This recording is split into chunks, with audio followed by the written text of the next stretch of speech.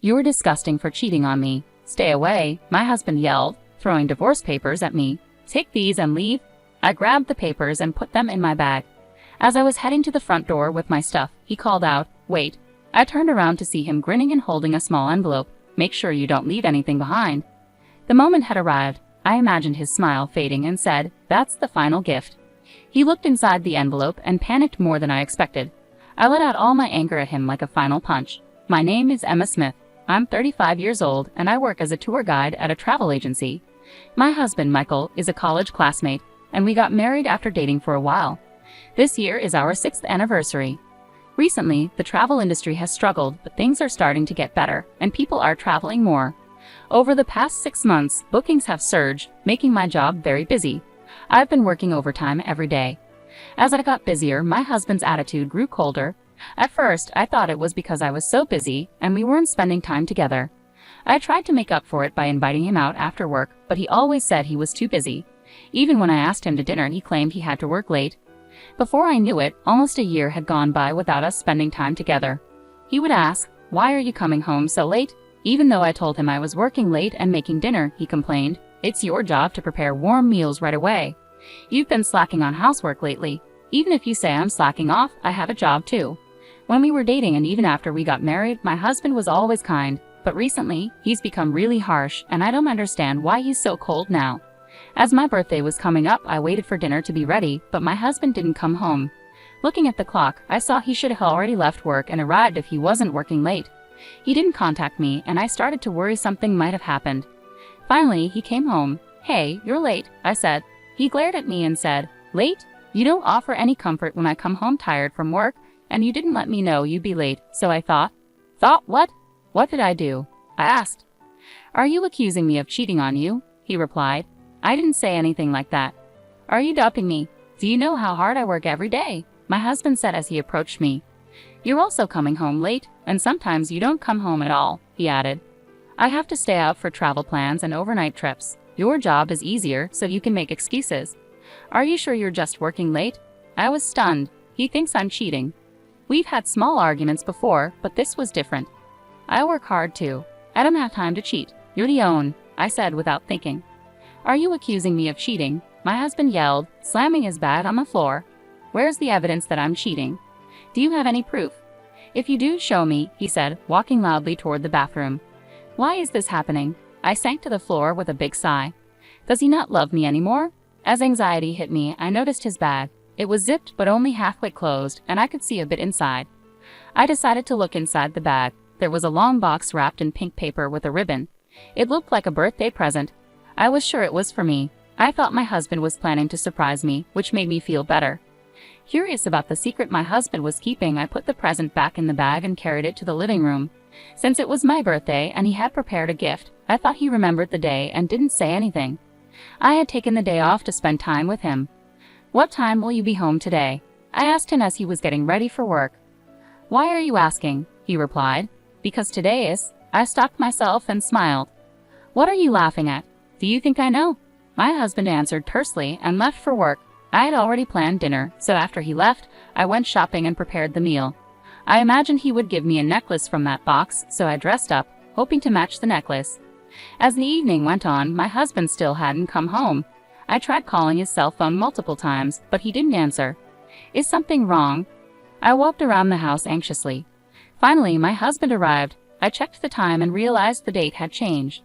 "I'm home," he said, taking off his shoes without looking at me and heading straight to the bathroom while yawning. "Do you know what time it is?" I asked.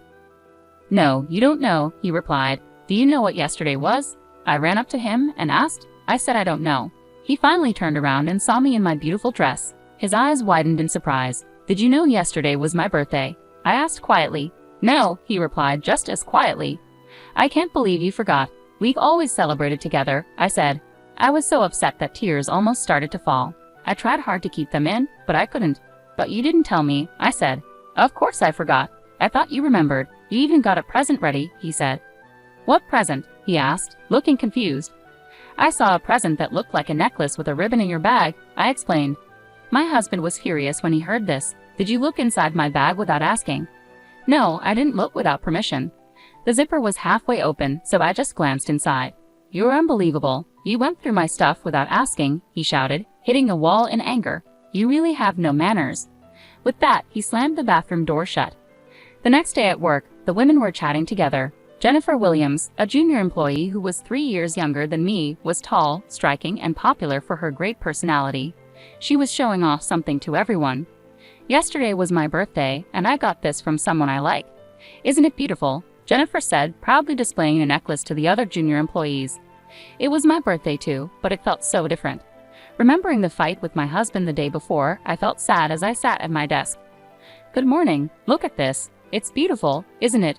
Jennifer said to me. "Oh, yes, it's lovely," I replied with a forced smile. Since my birthday, my relationship with my husband kept getting worse. We barely spoke when we were home, and he came home even later. I didn't know how to fix things or what would happen next, but despite my personal troubles, work was going well. The company was recovering, and bookings were coming in strong. I focused on my job to try and forget about my husband. One day, 3 months later, I was working late into the night. Since everything was going smoothly, I finished earlier than expected and decided to come home early to clean the house for the first time in a while. When I arrived, I noticed the curtains on the second floor were open. It was still evening, and my husband should have been at work. I thought he must have forgotten to close them, so I opened the door and saw a pair of unfamiliar high heels at the entrance. "Is someone here?" I wondered, my heart racing. I quickly closed the door and stepped back. After a short while, the door opened, and my husband and Jennifer walked out, holding hands and smiling. I was stunned. Not only was my husband cheating on me, but his partner was Jennifer, a junior colleague from work. The smile on my husband's face was one I had never seen before. Why? I thought, seeing Jennifer's necklace, the same one she had shown off at work. I couldn't believe what I was seeing and just stood there, watching them walk away. Tears started streaming down my face, and I broke down, crying uncontrollably. After about 30 minutes, as my tears dried, I suddenly felt calm. How could he have brought Jennifer into our home? My anger turned into determination, and I stormed into the house. I went straight to the kitchen, but it was so spotless that it was hard to believe anyone had been there recently. Since the day he got angry with me for looking in his bag, my husband had become extremely careful. He even took his phone with him to the bathroom. The bed was also perfectly made, showing he was careful not to leave any signs of his cheating. "It's even more suspicious if he goes this far," I muttered as I yanked off the sheets and started washing them.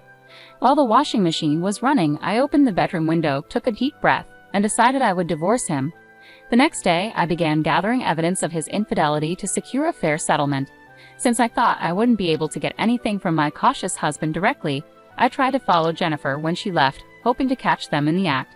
However, I didn't manage to get any useful pictures, so I hired a private detective to collect evidence for me. The detective agency said they would need a month to gather evidence, so I waited patiently. During that time, whenever I came home late at night, my husband would shout at me, saying things like, "Why are you so late? Were you with another man? You can't even cook a decent meal. You're useless." I kept my composure and thought to myself, "I'll remember this," but I didn't argue back. Finally, the day arrived. I came home late from an overnight bus tour job because of traffic. As expected, my husband glared at me with a fierce expression when I walked in. "Hey, don't come any closer," he said. "Why?" I asked. "You were cheating, and that's why you're late." "No, I was stuck in traffic." "Don't lie to me," he snapped. He pulled out a piece of paper from the drawer. "You were cheating anyway. Don't come here with your dirty body." He spread out the paper, revealing it was a divorce notice. "Get out of this house right now. I'll make sure we get compensation," he said with a smirk. "I understand. We'll get a divorce," I said, feeling the moment had finally arrived. I took the divorce papers and was about to leave with my belongings. Just then, my husband said, "Hey, don't leave anything behind." He handed me an envelope that I had left on the table. "That's my last gift to you," I said, giving him the envelope. When he opened it, he found hundreds of photos of his affair with Jennifer. "What is this? You took pictures without permission?" he asked, shocked. I told him to stay away. Jennifer was a college friend. It looks like you reconnected through a mutual friend a year ago. You kept asking me for proof of the affair, so here it is. I've got the evidence. You claimed you were innocent, but look at this. Photos showing you even went on a day trip with Jennifer. You truly betrayed me. I'm going to demand double the usual compensation. Go to the bank and get a loan." I said that and forcefully opened the door, leaving the house.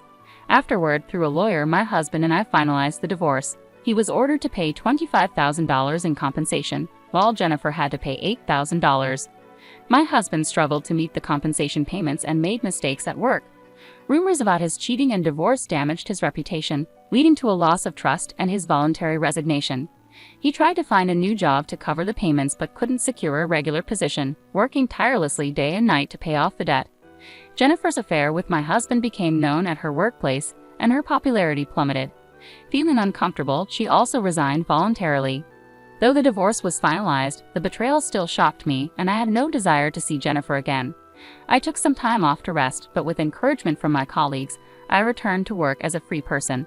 I threw myself into my job with renewed energy and enjoyed each day. How did you like the story? Please subscribe to my channel and see you in the next video.